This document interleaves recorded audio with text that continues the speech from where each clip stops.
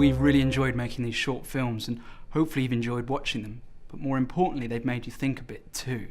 Each of these 4 films looks at one major idea of how we see the world. Each of these 4 ideas are based on something good, but it gets taken too far and gets out of hand. Capitalism is, in theory, a good idea.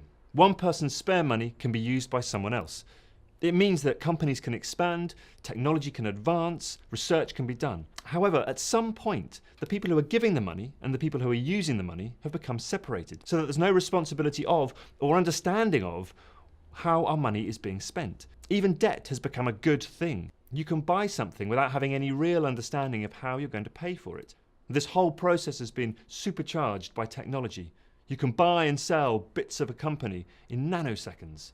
And we've also lost any understanding of the impact that our spending has on the lives of individuals. Consumerism tells us that life is all about buying and acquiring things. There's nothing wrong with buying and enjoying the things we need, or having a choice about where we buy them from. But consumerism goes way beyond that. Somewhere along the line, buying and choosing and consuming came to mean something different. Consumerism tells us that our identity is bound up in the choices we have, that we acquire and consume. It's how we understand our place in the world. But all the things we buy and use up and throw away have a huge cost to ourselves, other people, and the environment. Individualism is the worldview that says, I'm my own person, an autonomous individual. I'm free to make whatever choices are right for me, and nobody has the right to judge me for that.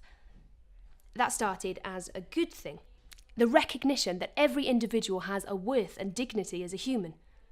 We enjoy opportunities and freedoms that would have been unimaginable to people from the past.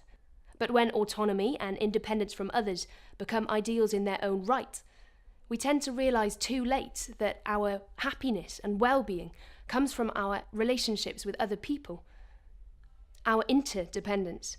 We live in a time when the state's supposed to look after us if we need help, and yeah, it's never perfect, but we all pay our taxes to make sure there's that safety net there when we need it. We all pay our share of the things that everybody needs, like police and healthcare and schools. But when we hand over too much power to the government, we run the risk of losing the ability to make decisions about the things that actually affect our everyday lives, and we become more and more distanced from the people who do make those decisions.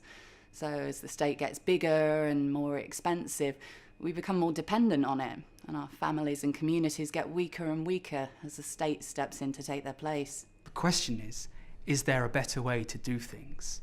All too often our relationships suffer. The way we think means they all too often get overlooked. We make decisions about our money, possessions, careers, lives, without realising the impact they're going to have on the things most important to us. People used to think that the planets and the sun went round the earth. Then one day in the 16th century, a man called Copernicus said, maybe we got it wrong all along. He said that the planets and the earth actually go round the sun. Not everyone was convinced to start with, but things actually make more sense that way, and it took a while to catch on. Now we use the phrase a Copernican revolution to describe a shift in thinking. What would life look like if we deliberately put our relationships first rather than treating them as collateral damage?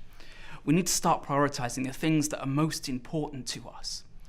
We need to start thinking relationally. Relational thinking is based on Judeo-Christian ideas, but its language makes sense to people of any faith, or none. It gives us a new way of discussing the problems facing us. It's a bridge for looking at the problems in a culture that doesn't always see the issue. What would capitalism look like if it wasn't just about maximising financial returns? What if we intentionally invested our money to protect and support our relationships and the fabric of society, instead of just watching them become unravelled? How about if we made sure the things we bought had a positive impact on our relationships with other people and the planet, as well as benefiting the consumer?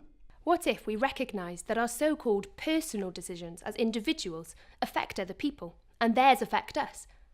What if I made my choices now to reflect how I want my relationships to look in 10, 20, 50 years' time? And if we really are all in this together, how can we take more responsibility locally to make sure we get a say in how the country's run and how all the money's spent?